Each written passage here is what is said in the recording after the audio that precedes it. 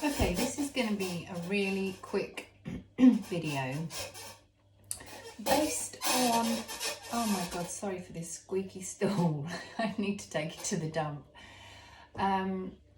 Based on recent events that kind of made me think and brought a few things to the surface. Now, I know I'm an empath. I've known for a couple of years that I'm an empath. And I like to think I'm also quite perceptive. I very much notice people's, oh, there's a bug. I notice people's facial expressions, I notice eye rolls, body language. I pick up on things, maybe too much, because I'm also very sensitive. So maybe I read into things a bit too much and when I shouldn't, and I'm not, I'm doing myself a disservice when I could just, relax a bit and not focus on the negative. Well, here's a little story time to throw into the mix before we get into the real video. Now, I was due to go out with girlfriends last night. It'd been planned for a long time because it was a friend's birthday, and we're all looking forward to it. And we were trying to work out over this previous week, we were trying to organise, what we were going to do transport-wise. We all live in roughly the same area. We're quite spaced out, but we're in the same town. And I'll explain why I offered to pick everyone up, because I said, I don't think I'm going to drink. I'll drive, I'll pick everyone up, but because I'm not drinking, I'll stay for the meal, bit of a chit chat, and then I'll go home and you guys find your own way home. Now, there was 3 people in the group. There was going to be 6 of us going.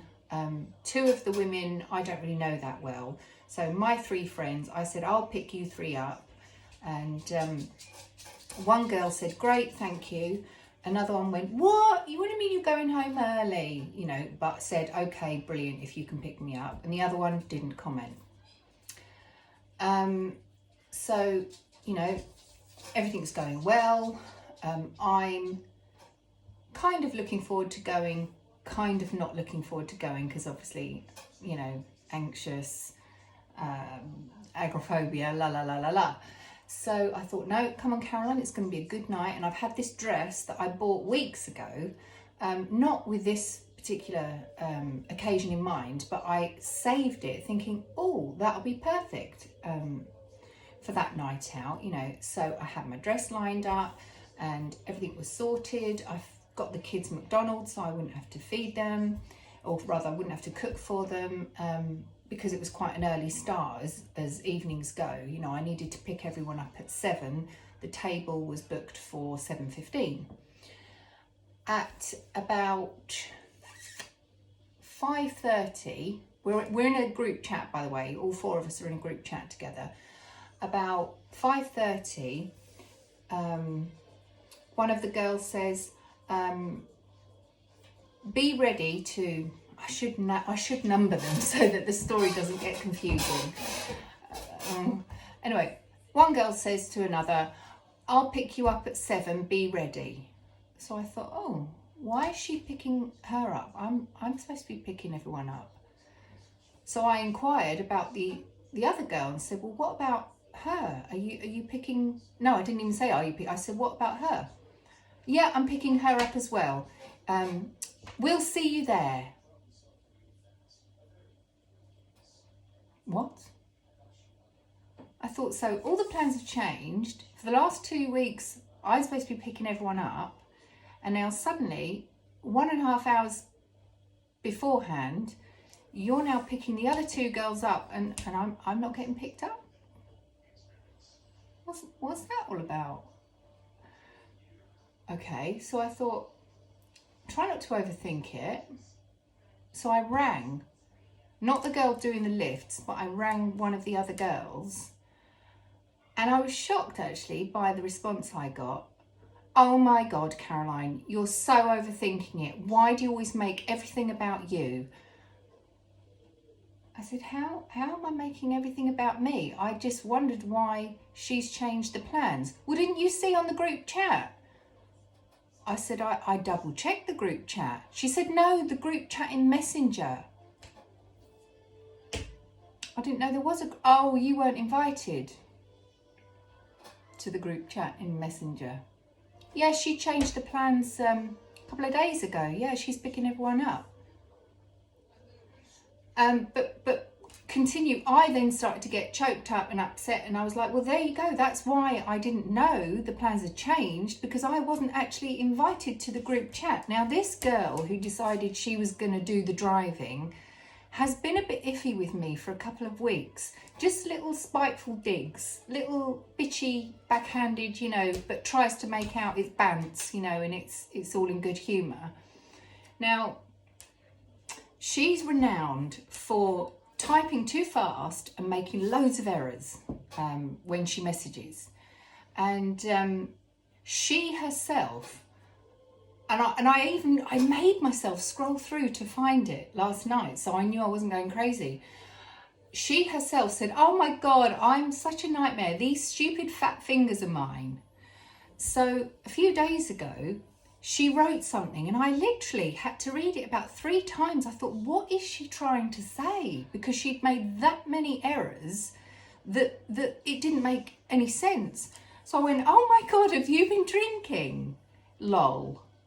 Or is it those fat fingers? And she messaged straight back and said, no, have you? So I went, oh, boom, boom. No, I haven't been drinking. And she said, and also you need to stop focusing on size. Insinuating, I believe, that I was calling her fat. Because these girls are all, well, they always tell me that I worry too much about weight, because I am I am not happy with my weight at the moment, because in the last 3 years, since I've been in this relationship with my partner, I've put on 2 stone. Now, admittedly, I probably was too skinny when I met him, but 2 stone feels like a lot to me. But the way she wrote it, it just, you know, I know that things can get read differently when you text to how you meant them. But I've just got this impression for the vibe that I've had from her. But anyway, while I'm on this phone call and being told that I'm being basically a drama queen, that I'm making it all about me, that I need to think about others, that everyone's got problems, not just me. Because I said, oh, you know, well, maybe, you know, I said, well, I just won't go. You know, I said, she didn't want to pick me up. I've been excluded from the other group chat. There's obviously a reason for it. I won't go, you know, because the girl that was driving, it was her birthday. I said, I won't go. Don't worry about it. And then I got choked up and I said, just promise me that I won't be the topic of conversation tonight, because the last thing I want, you know, would just really devastate me is to know that you're all sat there talking about me. Oh God, why do you always think it's all about you? And, you know, she said, just come. And I had to put the phone down because I was just sobbing. And it made me feel so shit. But at the same time, it made me think, is it me? Is it in my head? Am I being too sensitive? You know, I messaged my sisters to say, what do you think? Am I reading it into it too much? One of them was out, so she didn't reply. And the other one said, well, you know, try and look at it from this angle, from that angle, you know. But she said, you should go, you know, play it down and go. Anyway, I waited for my partner to get in, and amazingly, he said, go. He said, but go, be confident, walk in with your head held high, make out it's your fault. Oh, sorry, you know, PMT and all that, and then just have a good evening. But remember, he said, don't share everything with these girls, because if that's their opinion of you, that you're too sensitive, you know, that you make everything about you, and that you've got to stop. Oh, one thing she said was, you've got to stop thinking everyone's out to get you, because they're not. I don't think everyone's out to get me, but I don't feel like I'm held in very high opinion, because I'm always the brunt of the jokes. You know, I'm always the one getting ribbed. But if I do the ribbing, i.e., oh, was it your fat fingers, I then get a snap back. So that happened, and I did get ready in 10 minutes flat. I did wear the dress, and I did go out, and I did exactly, you know, what my partner said, and just, you know, went in, acted like it was no biggie, and actually, yeah, had quite a nice evening. I didn't stay that long. I was there maybe 2 hours, 2.5 hours, and made my excuses and went on my way. But it just made me, another thing that happened while I was there that made me think, God, I am such an empath. And I don't know if I'm going to have time to finish this video before my partner gets back. I want to sort of do it in one hit. But basically, we sat there. It was a busy evening, because as well as us going out as well as it being a meal, there was also like this mini gym festival on at the same establishment. Now, the waitress that we were given was heavily pregnant, really heavily pregnant. And the girls just, the more they drank, the more kind of a bit rowdy they got. And fair play, you know, I didn't really drink. I think I had one alcoholic drink while I was there. And they were just making life difficult for her. You know, they were just shouting out different things at different times. She's trying to find out, well, do you want mushy peas or this? And another one will pipe up, well, I want another drink. And another one will go, oh, I'll have a Jack Daniels and Coke. And, right, Jack Daniels. No, I won't. No, actually, no, I won't have that. I'll have a vodka and Coke. So is that Diet Coke or normal Coke? Right, for my starter, I'd like to, and they're just going at her. And I was apologising profusely, because I just thought, this poor woman, probably the last thing she needs anyway on this hot, stuffy evening is to be running around like a blue-ass fly, heavily pregnant, and then get people like this just not being considerate. And I know it was probably just the alcohol, and then, you know, they're not nasty people, but they just weren't. I see things from other people's points of view, and that's probably why the world weighs so heavily on me.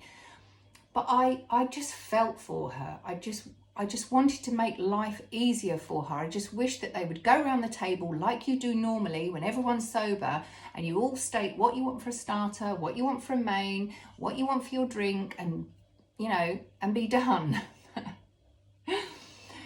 Right, I'm going to follow up to the rest of this video to ask you some questions about whether you're an empath and what have you, okay? Hey, so I thought I'd better do a follow-up or an ending to this video rather than just cut you off. But I wanted to be real and tell you exactly what's going on. After I made that video, I thought about everything that went on and just kind of got really down about it. And I'm not going to lie, I haven't left the house in 4 days. I didn't have a shower for 3 days. I did have one last night because my partner insisted. And I've just done a lot of sleeping, and I think what they call numbing, where I've just literally been watching TikTok videos and doing the bare minimum to keep the house going. So, you know, a bit of washing, cooking for the kids, and making the bed. You know, that's about as far as it has gone.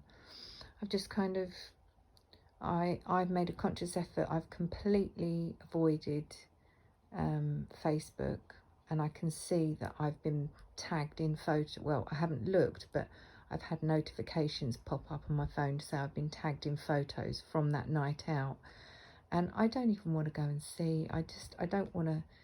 I just think it's all fake.